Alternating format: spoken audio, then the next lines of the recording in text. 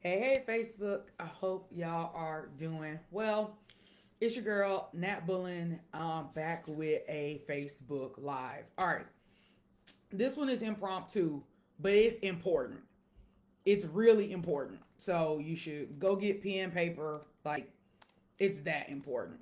So, this is not in response to any one particular person. I've been seeing this out in the marketplace a lot. And while I think it's important for us to have hooks and for our content to be interesting, I just need us to step back and be really, really honest when it comes to the world of high ticket. Now, if you sell a $100,000 offer, $1 million offer, a $10 million offer, you probably are actually selling to affluent person, people who are millionaires and multimillionaires, people who are actually rich, and some of the luxury marketing might work for you. But there has been a trend in the marketplace that I keep seeing about how you're going to luxurify your business. Now, Shayla Locklear, I stand behind 100%. And she actually works with rich people. So when she says she's going to luxurify your business, she means it. But in general, I'm seeing a lot of people who are not brand strategists, ironically, who are out here teaching people, hey, if Gucci could do this, you can do it. If Hermès can do this, you can do it. Louis Vuitton has a strategy. Why don't you have a strategy? And I find that it's a really bad rhetoric for us. I sell high ticket, but my brand is not a luxury brand. So, what true luxury brands are doing is of no consequence to me. It does not make sense for me or you to compare your business to Gucci.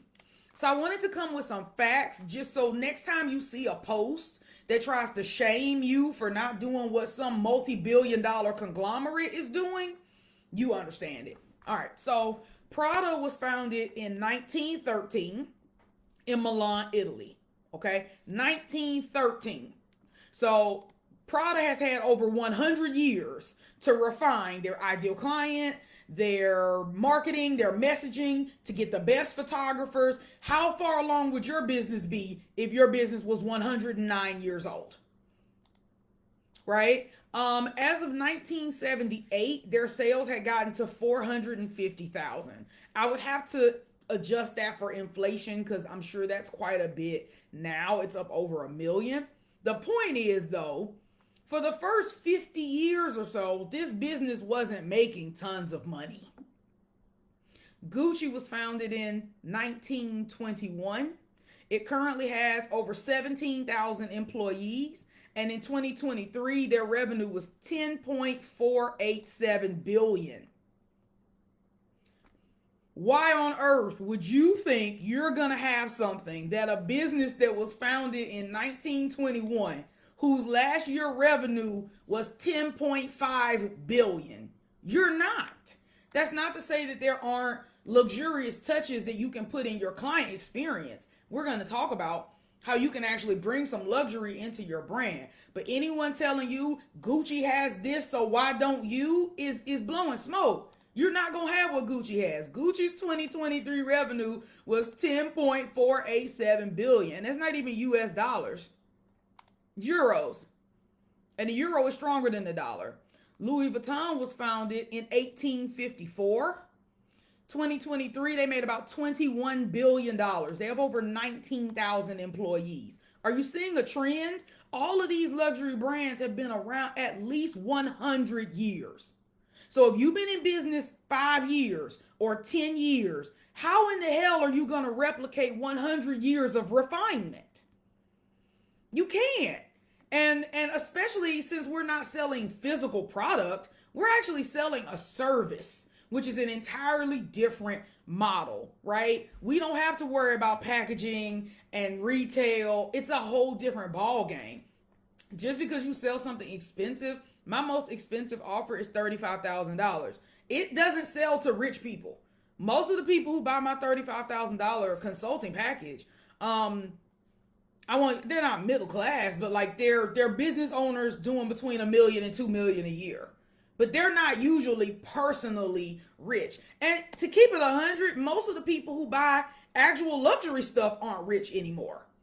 They're mass affluent. you go on Gucci's website, Gucci will actually let you pay with Affirm. You could stretch that purse out over 24 months. So even Gucci has realized that rich people aren't the only people buying. Middle class people aspire to be wealthy and they will buy these status symbols. And when you buy that purse, don't nobody know if you pay cash, if you pay credit, or if you pay on a payment plan. Let's look at Hermès. Hermès was founded in 1837 in Paris.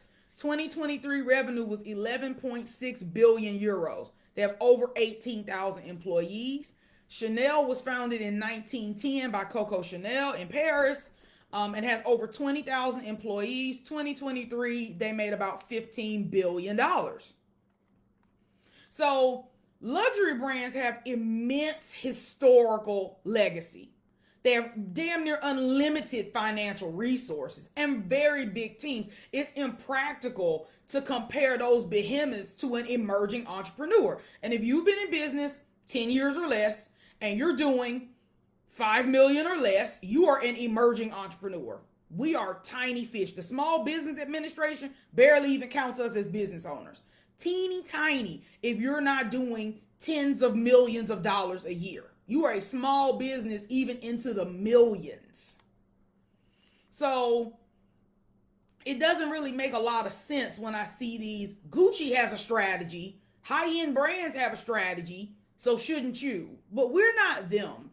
And comparison is the thief of joy. I can't imagine how unhappy I would be if the only thing I did was sit around and compare myself to French and Italian brands. I don't know about y'all. If you're watching me from France or Italy, please shout out your city in the comments. But chances are you're in America. And being a fashion brand in Paris is nothing like being a consulting brand in America. Okay? So here's some things you can do that the luxury brands get right as you move towards the behemoth company you want. If you even want a behemoth company. I don't know that I want a company with 18,000 employees. That doesn't really speak to me. Okay? So what can you do with this information?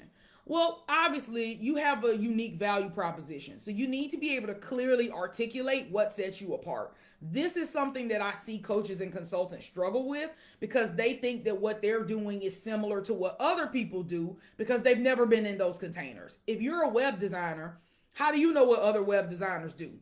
Short of getting feedback from clients who maybe have hired other web designers in the past, you don't really know. And what I find is if you can clearly articulate what you do, people get it, right? As a revenue coach, I help people connect the dots between their messaging strategy and sale, right? I help people with all the things in between that are going to move the needle, your messaging and content strategy, your pricing and positioning, your authority and thought leadership, and how you actually pull people into sales conversations. That's what I do. I do it better than damn near anybody I know because I have a sales and a finance background. If you cannot articulate in a couple of sentences what you do for people, that's something that you want to work on, right? I think the second thing that you can take from luxury brands that they do well is high quality content. And, you know, they're using professional visuals. I mean, they're using a lot of things that you may not have access to, but messaging is something you can improve. It's part of why I am thriving right now, because at least I'm at a place where people are like, you know what? It is a bigger problem than just sales. My messaging needs refinement. And even if you aren't ready to hire a messaging strategist right now, you can still work on the components that make your message. Right? When's the last time you've looked at your mission and vision and values? When is the last time that you have actually thought about what your impact in the world is? I find that as business owners, we get so busy in the weeds of the day-to-day work. We're doing client work, we're doing content, we're working on the business, we're improving the tech, we're in so many places. Sometimes we lose sight of the big picture of why does this business exist? Why do I exist? That is a key component of your message. You also want to look at your brand voice. My brand voice is authoritative, intelligent, witty, interesting, and no nonsense. It's straight to the point. I have a very direct style of communicating. you should know what your brand's voice sounds like. That will help you with copywriters. That will help you with your programs. That will help you with your offers. And that's something that you can start to do for free. Okay. Luxury brands also really use exclusivity. And sometimes that works for coaching and consulting businesses. If you really only have limited capacity, like for instance, I'm really only taking 2 more private clients. I only want 2 and I want them well qualified. I want excellent world changers who are like, hey, I know that my next level is in crystal clear messaging and an ironclad sales strategy, and I know Natalie is the best. That's what I want. I want 2 of those. So it's not fake scarcity. I'm not just making up a number. That's really the number that will allow me the lifestyle I want and to be able to give the attention to these individuals. It's not fake. But I see a lot of people trying to create fake exclusivity. They're like, oh, this is limited time, but they've been selling it forever and ever. Like, it's okay to not try to be as exclusive as a luxury brand. Client experience is something that gets overlooked, but it's super important. How do you make sure that your onboarding is smooth? How do you make sure that the client journey throughout makes sense? Obviously, these luxury brands that people love to, compare us to, their experience, I won't say it ends, but like when I order Jimmy Choo's, I went to Vegas, and when I go to Vegas, I shop. And when I shop, I don't take nothing home, okay? I get them to ship everything to me. And Vegas loves that because Vegas is a tourist city. So they don't really expect you to take all that crap back. So I went to Vegas. I went to the Jimmy Choo store, and I fell in love with these shoes. And I'm a 41, and that's not always available because it's on the larger end in European shoes. So I saw the shoe. They had it in 41. It was beautiful. I loved it. It was full price. And it's a relatively new phenomenon in my life to be able to go into a full price luxury retailer and be able to buy a full price pair of shoes. That is not something that 2010 or 2015 or even 2020 Natalie could have done.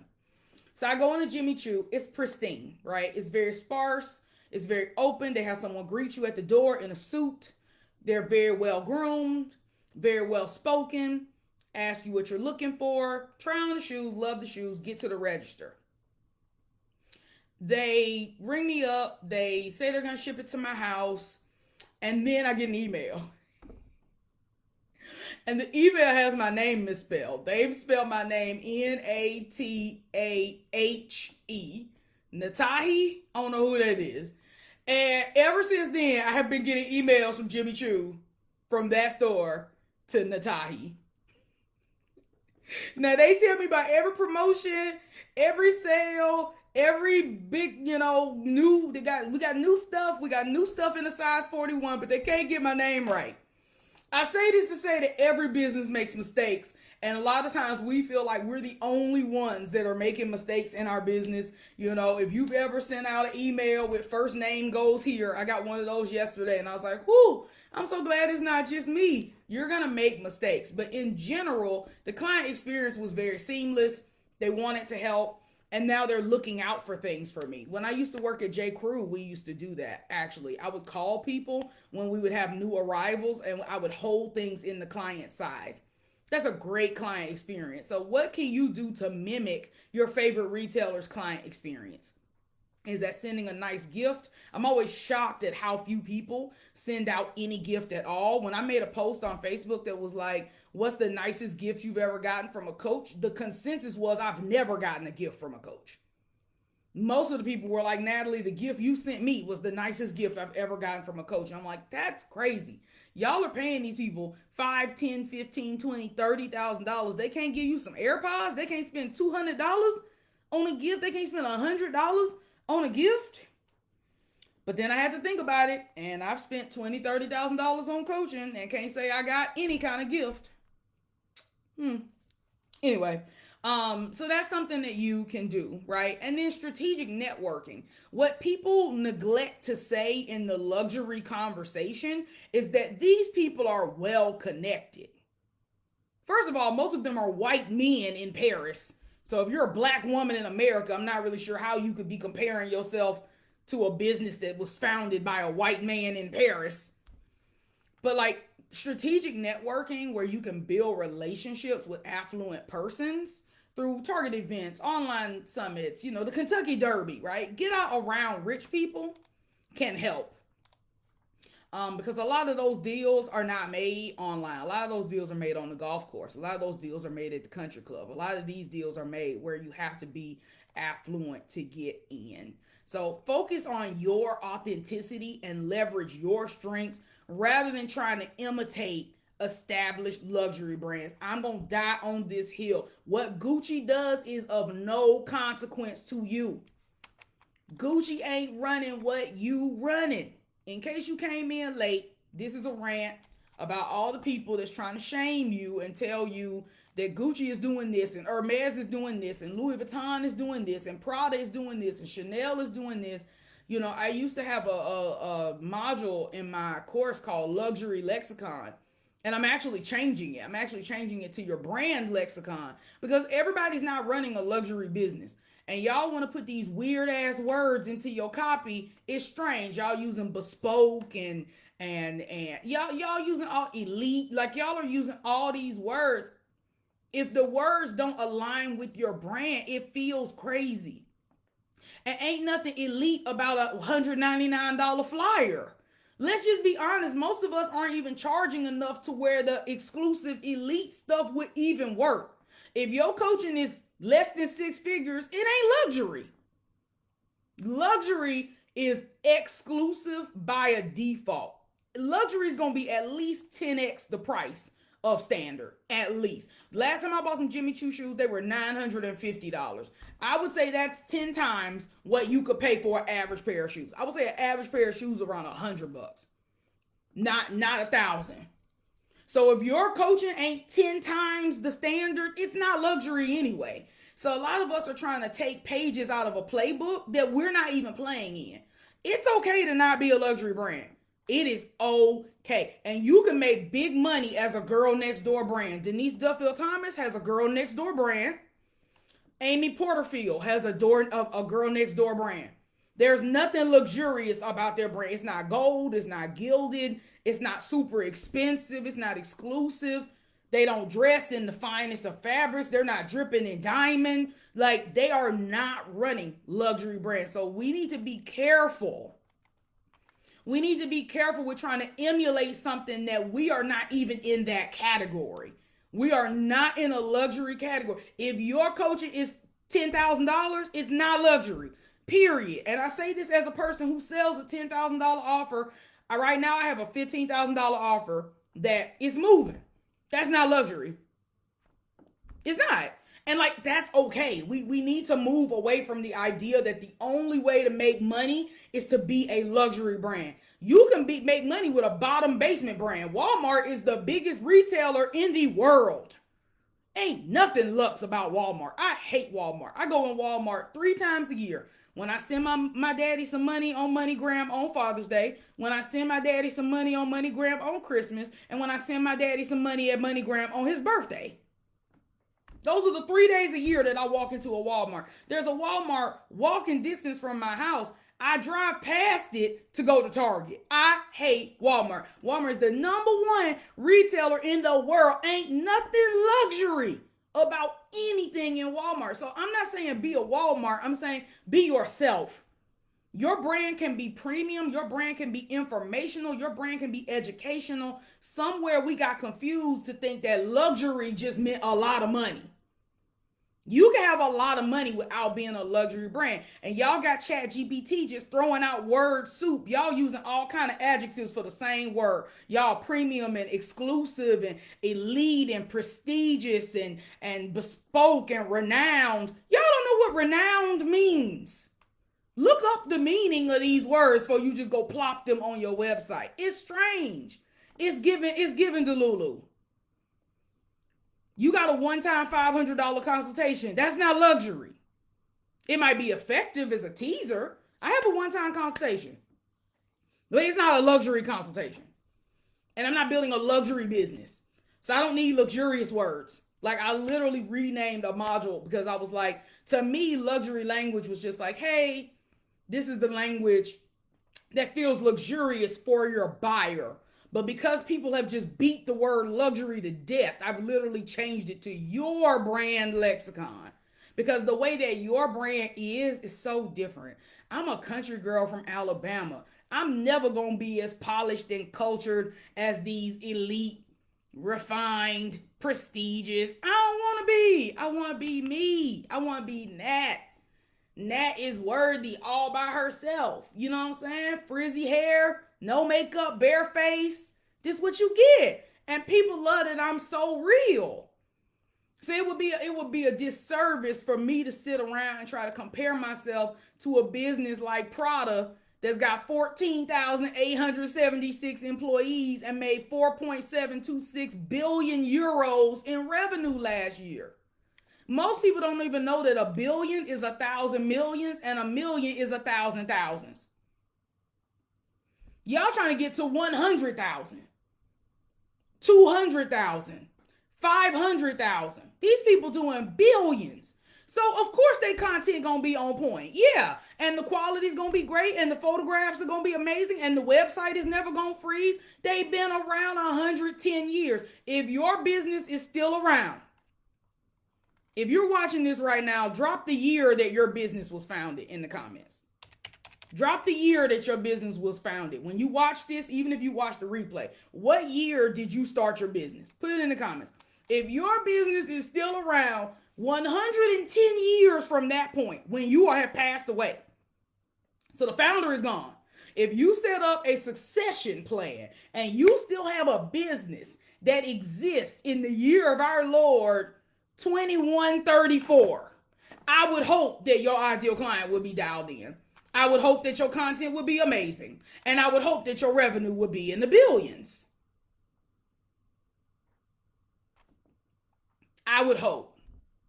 Nuri, look at that. If your business is still around in 2132, I bet you it's going to be $1 billion business. Because it will have had decades and decades and decades of refinement. Most of us are on our first decade of refinement. And the first decade, the goal is just to stay in business. The goal is to not run out of money. The goal is to serve at your highest capacity. That's your goal. But trying to emulate what other companies do, you know, and it's not just about luxury brands. There was another post that I saw that was trying to compare us to Uber and Netflix. And it was like, Uber made billions of dollars. Uber made billions of dollars, but let me see if I can find the post. And they don't even own any cars. And it was like, Netflix made billions of dollars, but they don't even, they don't own any movies or something. And I was like, here we go with another ignorant comparison. How much do you all even know about Uber and Netflix? How much do you know about Uber and Netflix? Because, first of all, yeah, it's true, Uber does not own any cars. But Uber was started by a white man, and it started with significant venture capital backing. Do you know what venture capital is? How much venture capitalist money out of 100% do you think black women get? So for every $100 of venture capital money, how much of that comes to black women? You be working on that while I keep talking. So in 2010, Uber raised $1.25 million in seed funding from angel investors and venture capitalists. By the next year, 2021, it had raised 11 million more. Okay. In 2013, it got 258 million from Google. And by 2015, it had raised $8 billion. Now, let me go back. A billion is 1,000 millions, and a million is 1,000 thousands. Uber started with damn near $9 billion. Now, when did Uber become profitable?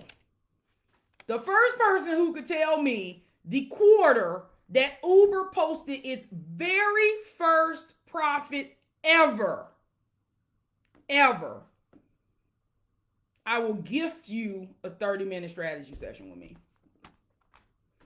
If you could tell me the year and the quarter that Uber posted its first profit ever. It started in 2010. How many years of loss was there before there was one quarter of profit. And this is what's so ignorant. And we go out and we spew this crap that we don't know nothing about. You cannot replicate the success of Uber because you ain't going to be able to get nobody to give you $9 billion to try. And no one is going to let you stay the CEO of a company that's losing billions of dollars a quarter for years and years and years. When you find out the answer of when Uber posted its first profit, you're going to be shocked. You're going to be shocked when you see this number. You're going to be shocked at how much money Uber has lost. Netflix is also started with a huge investment. They were founded in 1997, so 2007, 2017. So Netflix is almost 30 years old. It'll be 30 in 2027. So that's first off. If you've been in business 2 or 3 years, how could you possibly replicate the success of a damn near 30-year-old business? But Netflix got $2.5 million from the co-founder's mother's friends. Now, I don't know about y'all, but I don't even have nobody that I trust enough to co-found a business with. And the only people that I can think of that I would be slightly interested in co-founding a business with, Nuri, shoot me a DM. That is correct. So we can get your call on the books. What was I about to say?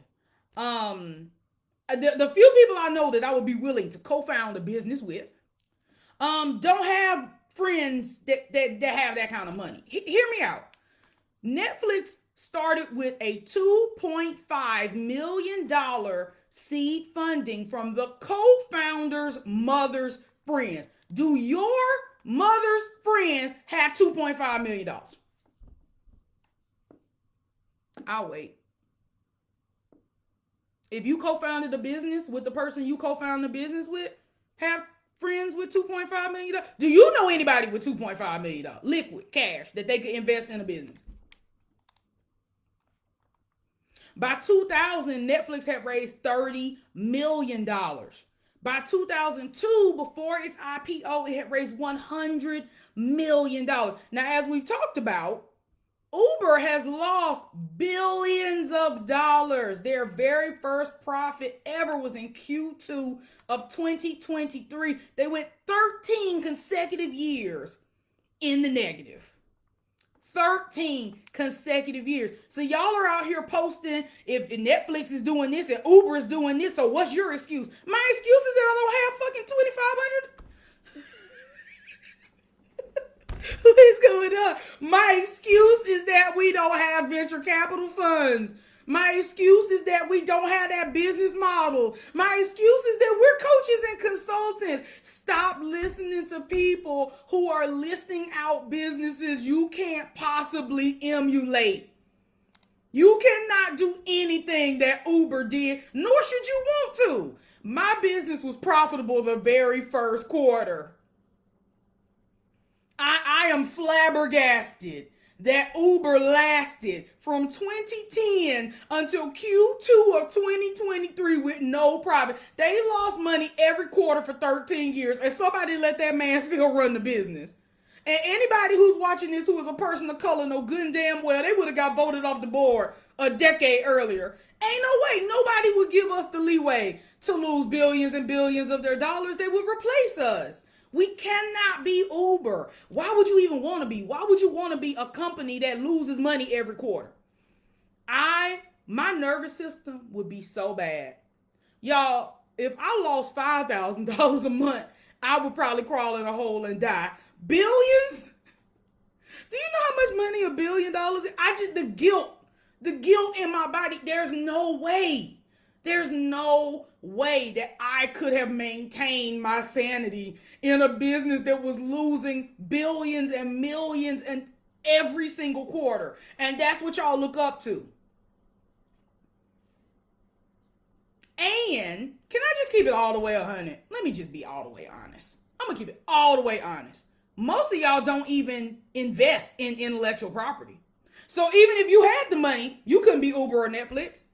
Uber and Netflix have both invested millions of dollars in intellectual property, in new series. They've created their own series. Netflix has created series, Hulu, And they have bought series.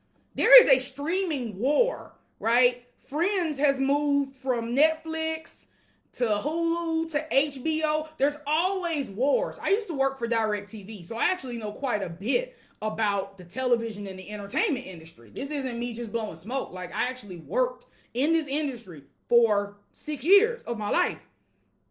It takes huge money to secure these brand deals. And you have to buy the licensing. You know, my best friend, Niquosha Anderson, talks about this all the time. And maybe because she's not as emphatic as I am, but I'm just going to keep it a buck. Y'all won't even spend money on a trademark. Y'all won't spend money on a patent. Y'all won't spend money on a copyright. Y'all will not federally protect any of your assets. But then you think you're going to be Netflix. You don't think Bridgerton was protected? You don't think that name got protected before the script even got written? You don't think that they're paying Shonda Rhimes a fortune? You don't think that hundreds of millions of dollars are being exchanged? You don't think that? You think you could be Netflix? Seriously, with no IP at all. You ain't federally copywritten your book. People stealing your stuff right now, you don't even know it. Your stuff ain't even password protected. I need to understand what makes a person think this 9-10 figure blueprint is something I'm going to be able to step into. If you're making 6 figures, your goal is 7. Not 8, not 9, not 12, 7. And matter of fact, it might not be 7. If you're making 6, it might be high 6. Hell, if you're making 6, it might be to keep making 6. This year, I would be happy if we just do 500 again. It's been a tumultuous year. I've had a lot of expenses. I've had investments that didn't pan out. I've had people that I've paid who did absolutely no work at all. I've had people that I've paid who've done so little work that they might as well have not done no work at all. If I just end the year at the same 500 as last year, I'm telling you, I'm going to be dancing a jig. Y'all trying to grow and double and grow and double and grow and double every year, but none of your favorite businesses are doing that. Here's your homework. Find a company that you actually like that's been around 20 or 30 years and see how much revenue history you can find on them and look at their revenue trajectory. It's probably not what you have tried to chart out. You trying to double and triple every year because that's what you see online people doing, but that's not really sustainable. And most of y'all don't even have a product worth buying to be able to double and triple your revenue. I've had to really enhance my programs. Now, my 15K program I got out right now, Revenue Champion, it is incredible. It's amazing. It solves the problem that so many people have, which is they can get to a certain level of revenue and then they bump up against a ceiling, either in their mindset or in their authority and thought leadership or their positioning. And they can't bump up over that ceiling. And they think it's a sales problem. So they go to people like Reginald, hey, my sales is off. And it's not a sales problem. It's not a sales conversion problem. When you get people on the phone, they say yes. When you have webinars, people say yes. It's how are you moving people to sell themselves into working with you? And then you got to fix the inputs. And I finally got smart enough to realize, Natalie, you're trying to fix an output. An output. So think about if you want to lose weight. If all I'm focused on is the number on the scale, I'm just going to have you sweat. I'm going to put you in a sauna. I'm going to have you sweat. I'm going to have you take diuretics. I'm going to have you poop because that will move the scale. That's not going to make you healthy. It's not going to make you fit, but it will make the scale move. That's what I have been doing in previous years, right? Hey, get the scale down, get the scale down, get the scale down. Do your sales activity, do your sales activity. And now it's, what are you feeding your body? And how are you moving your body? So what are you feeding your leads? How are you nurturing your leads? How are you meeting your leads? And then how are you closing your leads? Those things. How do you convey your message to your leads? How do you make irresistible content for your leads? It's Sunday morning and I got 20 people watching this. Why? I'm pretty compelling. I'm not saying that that's like to brag. It's teachable. I can teach you to be compelling. But like, I finally figured out, Natalie, your offer is huge. It's not, I don't mean huge like deliverables, huge as in value. Because it's not just fixing one singular problem. If you create better inputs, the output is immediately better. If you eat better, drink more water, and move your body, you will inevitably be healthier without having to stand on the scale every day and fuss at yourself for not losing weight. I'm down 12 pounds. Why am I down 12 pounds? Because I have better input. I'm sleeping more, I'm drinking more water, I'm eating better. Is it fast? No, but it's effective and it's sustainable. A lot of y'all want something you can't even sustain. A lot of y'all want something you can't even sustain. If somebody handed you $2.5 million in venture capital, you wouldn't even know what to do with it. Stop coveting what other people have. Go get what's for you. And y'all gonna luxury yourselves to death. Y'all are gonna luxury yourselves to death. I want a luxury business. Why? You don't even wear makeup. Hold on. Luxury means exclusive, and it means exuding an aura that others don't have. You can't show up like this in no luxury brand. You're going to have a beat face. You're going to have your arched eyebrows. You can't have this. See this frizz? See this real hair? That's not luxury, baby. Even the shape of these glasses, they're academic. They're not very luxurious. They're not sexy. There's nothing about this that's sexy. I'm not giving sex appeal right now. And most luxury brands they use sex appeal. Look at them. Even when people be fully clothed, they be super attractive. It's a whole lifestyle. Most of us ain't willing to live the lifestyle to be a luxury brand. And we don't even know that many rich people to sell to. Why would you want a luxury brand when you don't know no rich people? If you don't know someone personally who has invested $100,000 at one time for coaching, you don't know rich people. If you don't know somebody personally with a yacht that they named after their wife for their 10-year anniversary, you don't know enough rich people. If you ain't never been to the Kentucky Derby or had a box seat at the Olympics, or you don't know enough rich people. And that's no shade. I don't know tons and tons of rich people. I know affluent people. I know people with like hundreds of millions of dollars in stocks. But buying luxury stuff? No, not really. I couldn't be like, you know what, the last time I went to the Chanel store, it was with broke people. Trying to figure out how they was going to buy one pair of earrings. Most of the luxury brands don't even cater to rich people. And the biggest brands, you don't even hear their name. The richest people, you don't even know who they are. Like, wealth and legacy is very quiet. Wealth whispers. A lot of y'all loud. I'm loud as hell. Loud and luxury don't really go together. What's a loud luxury brand? What is a loud luxury brand? Drop in the comments a brand that you think is luxury, but also loud and brash. I'll wait. Be your damn self. And stop letting other people tell you what you should or shouldn't have. You know that it's the 7th and you ain't made no sale this month. And you hoping to God you're going to be able to eke out 10 or 15,000. Stop letting people tell you to be like Gucci. Gucci ain't been in $10,000 months since Gucci was still alive. Let it go. Luxury ain't the only kind of brand to aspire to, right? And that's what I think is my issue, is that people make it seem that the only kind of brand that is worth aspiring to is luxury. And I see all these people trying to rebrand into luxury strategists and luxury specialists, but they're selling stuff that's $200. I mean, I guess you could buy, I don't know, how much is a Gucci wallet? What's the cheapest thing on the Gucci store? Maybe you could buy some Gucci, maybe you could buy Gucci socks for $200. I don't know. I only have one Gucci item in my life. So I'm like, nah, I'm on their site. Small wallet is $450 just to carry cards. I don't know if Gucci sell anything that's $200. Let me check out the socks. Hold on.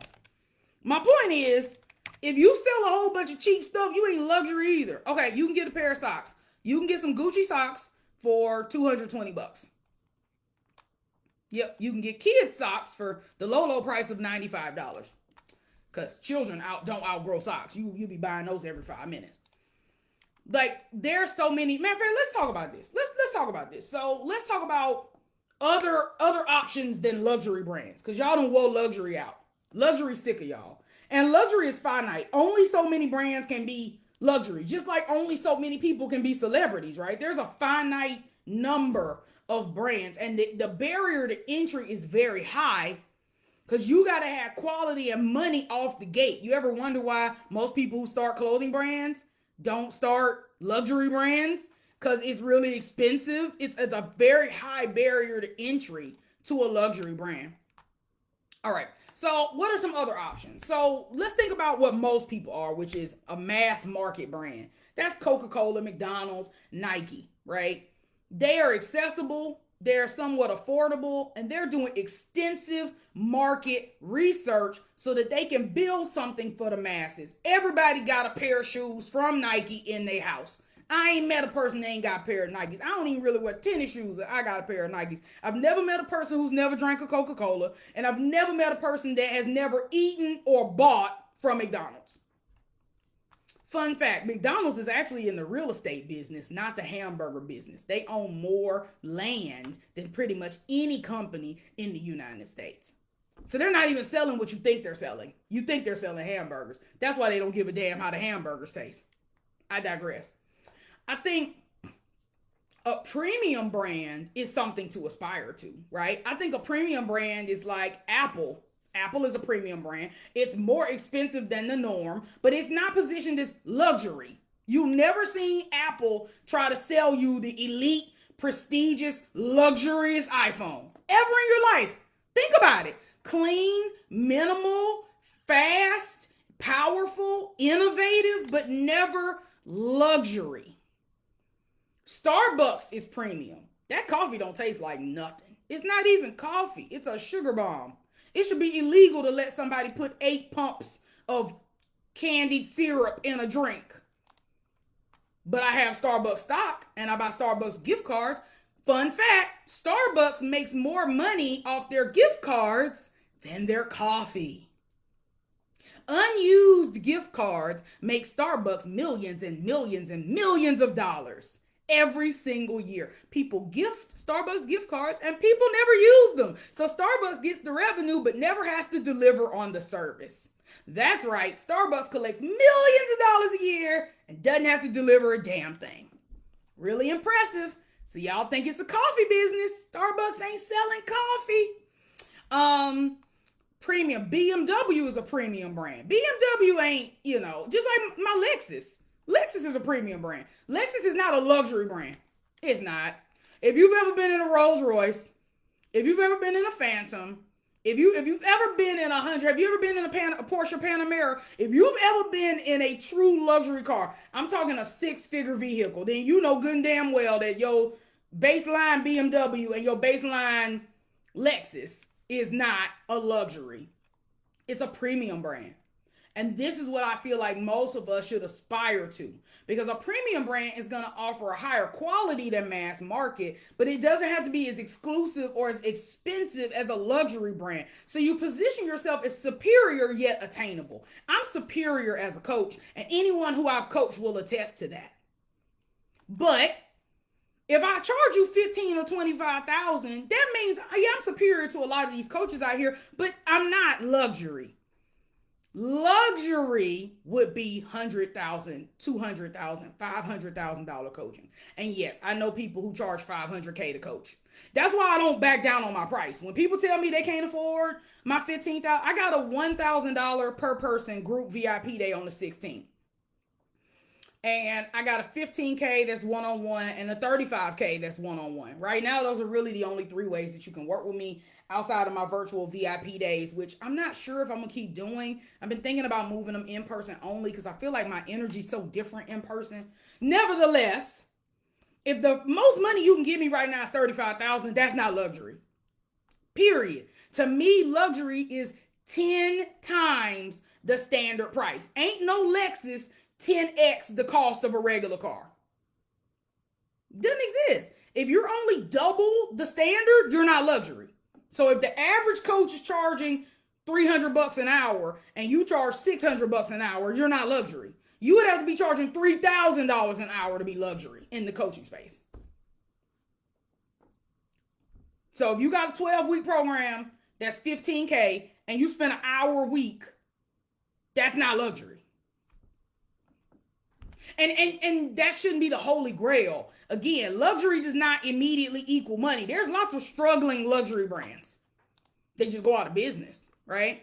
So you could be a premium brand. I think you could also be a niche brand. And these are brands who cater to like a really specific market segment with specialized products or services. Think of like Whole Foods.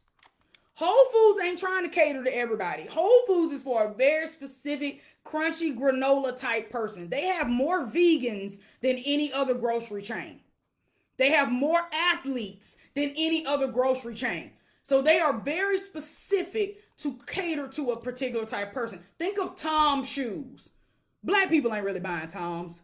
You got to really be an environmentalist to buy some Tom's. Like, that's just not our thing. They're not catering to us. They're very niche. Harley Davidson is a really good example. Harley Davidson does not try to convert everybody into riding motorcycles. Harley Davidson is not trying to convert everyone to riding motorcycles. Harley Davidson wants to make a great motorcycle for people who love motorcycles. And Harley Davidson is not even selling motorcycles. They're selling community. They're selling a lifestyle. They are selling the type of person who wants to be on the road in a helmet, swerving through traffic. They target that boss hog demographic. It's a very niche. They're not trying to sell to everybody. So they have a really specialized focus and they tailor their marketing strategy to exactly who they want. They do a great job at repelling, right? I think that being a niche brand in a lot of cases can be more powerful than being a luxury brand because you don't have to spread your marketing dollars so far. What are some other things? You could be an innovative brand. Who owns ChatGPT? Y'all know. I don't know the name of it. NVIDIA is also an innovative brand. Tesla is an innovative brand. Amazon is an innovative brand. If you are an inventor, if you have something new, think about ChatGPT. They didn't spend a penny in commercial. They didn't have to run no ads. We sold each other on ChatGPT. Just like we sold each other on Jasper. The first time you used ChatGPT, you went, oh my God, this is incredible. I got to tell everybody. We sold ChatGPT. ChatGPT didn't have to sell nothing. So if you're an innovator, if you're literally creating new things in new categories, why would you settle for being luxury when you could be innovative? If you've got technological advancement, if you've got market disruption, if you got a SaaS that does something that nobody else SaaS does, go do it. You know what I'm saying? Like, go out there, you know? I don't know. I just feel like there's so many options. You could be a lifestyle brand. Listen, you think Lululemon is actually selling leggings? Lululemon ain't selling no damn leggings. They're selling you on a lifestyle. They're selling you on fitness as a lifestyle. Fun fact, Lululemon has more overweight customers than fit customers. They sell more large and extra large than they sell small and extra small. Because people aspire to be fit. Now, I'm in that extra large body. This is the size of my body, okay? I got an extra large body. You hear me? I have bought Lululemon. And when I tell you I ain't worked out in them one nary time, but I bought them. Why? Psychologically, people love the idea of being fit. They like the idea of athleisure, even if they know they ain't gonna do right. GoPro, they're not selling cameras, they're selling adventure.